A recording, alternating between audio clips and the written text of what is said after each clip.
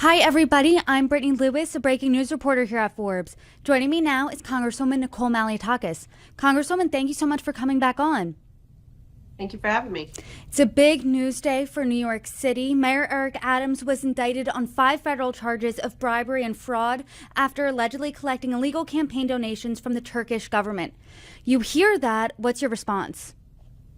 It's obviously very concerning. I mean, we are always very concerned about foreign interference in our elections, and this is a prime example of what we've been trying to prevent all along. Look, I think it's a sad day for New York City. It's obviously a time where New York City is in peril. We have so many problems. We are dealing with so many issues.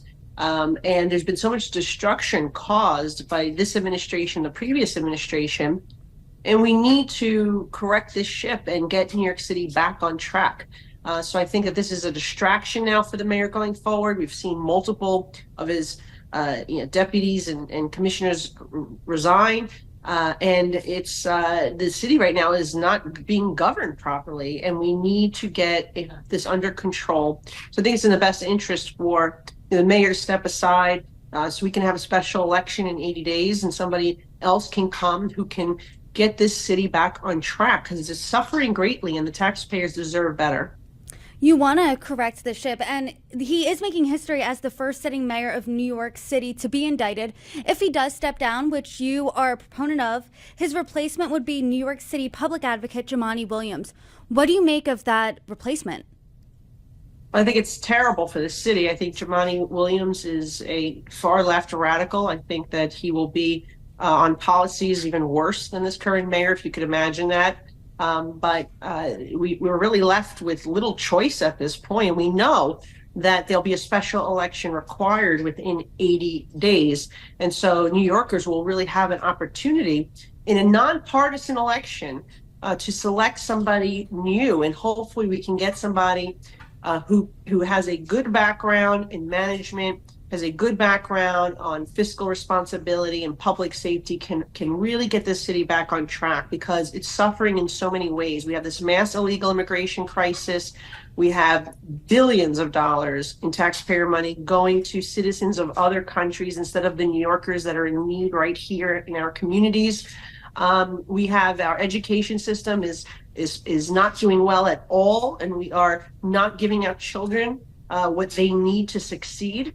And we have all sorts of other issues, right? From litter to transportation that's crumbling, to streets that are not being paid. I mean, there's just so many issues, and we need to get back to the basics of governing this city, meaning delivering public safety, safe streets. We need to have a transportation system that works. We need an education system that challenges our young people. And we have so many other problems too, but those are the core principles that government should be focused on delivering for taxpayers, and they are failing. They are failing, and the city is not being managed. And we have, again, top people in our government who have fled the administration, and this mayor is just too distracted with these problems today to be able to really effectively govern. So the best thing is for him to leave. Yes, we'll have somebody worse, maybe not as corrupt, but worse for an interim period. But in 80 days, we would have the opportunity to elect someone new. And hopefully New Yorkers have learned that we shouldn't be just voting a particular party. We should be voting for the person who can best do the job and will bring some sanity and public safety back to New York City. Who do you think the best replacement would be? Because I know you're a Republican, but New York City is largely a blue city. So A, who do you think the best replacement would be? B, do you think realistically a Republican would get reelected? And C, last week I spoke to Melissa DeRosa, who served in the Cuomo administration, and she said, in light of the Adams news, he had not yet been indicted, that her phone was ringing off the hook about calls for Governor Cuomo to run for mayor. What do you think of that? Well, I don't see how it helps the city of New York to replace someone who resigns in disgrace with somebody else who resigned in disgrace. I think we need to look and search outside of the box. Look, I ran for mayor myself in 2017. I understand the roles and the responsibilities. What I think is we need somebody who comes from a business background, who in a short period of time can have the resources to explain to the New Yorkers what their policies are and what they will do for our city. And it is a nonpartisan election, so it doesn't really matter the person's party label in this case. But it should be somebody who is a centrist, somebody who can garner support across the political spectrum from Republicans, Independents, and Democrats. Somebody like Michael Bloomberg, just to give an example of somebody recently who has held the role.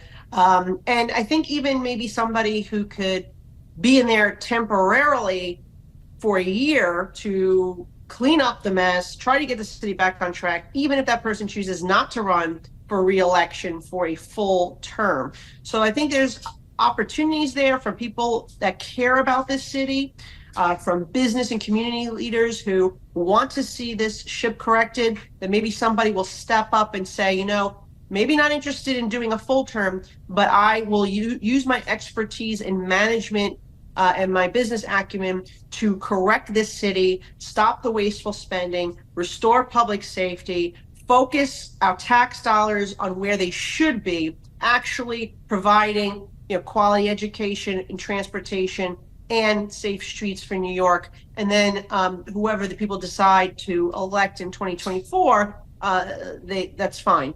But I think so. It could be, I don't know. I don't have any particular names right now. But I mean, in my head, I've thought of a couple of people that I'm going to approach people about if they're interested. But I think that this is a real opportunity for the city to look beyond party label and say, in a nonpartisan election, we're going to pick the person who is best skilled and qualified and has the managerial skills and the fiscal sense, responsibility to change things in the city and put us on a better course.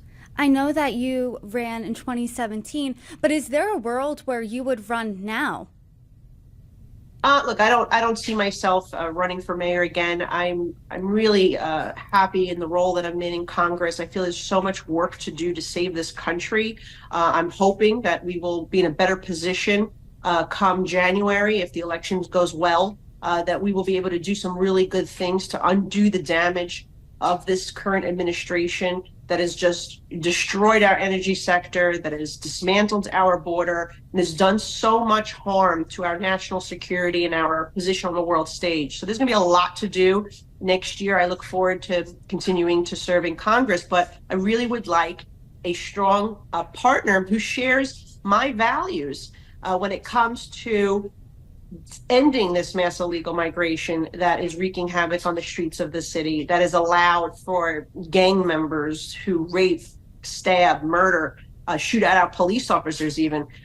These things cannot happen in this city, and I'm just looking for somebody with common sense. And again, being that a special election would be a nonpartisan special election, we can look beyond party label, and try to pick the right person, because New York City is really in a terrible situation right now. I mean, we're seeing businesses driven out. We're seeing gangs, foreign gangs taking over our streets, police officers. We're at a very low level, 33,000 cops. On 9/11, we had 41,000 cops.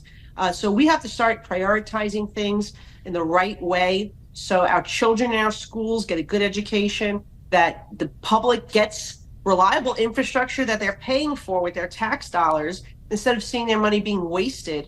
And I just think that I'm gonna keep an open mind here going into whatever may be. I mean, we don't even know if the mayor's going to resign, right? So who knows? But really, can he effectively govern? He can't effectively govern, and that is the real question. And he needs to put New Yorkers first. He needs to put New Yorkers first. This is going to continue to be a major problem for his administration. And he will continue to be distracted, and he needs to step aside so we can get this city to function again in a way that benefits the taxpayers who work so hard and pay taxes, and they deserve more than what they're getting right now. Congresswoman, I always appreciate our conversations. I appreciate you coming on, and as the situation develops, I hope you come back on, join me, and comment on it. Congresswoman Nicole Malliotakis, thank you for joining me.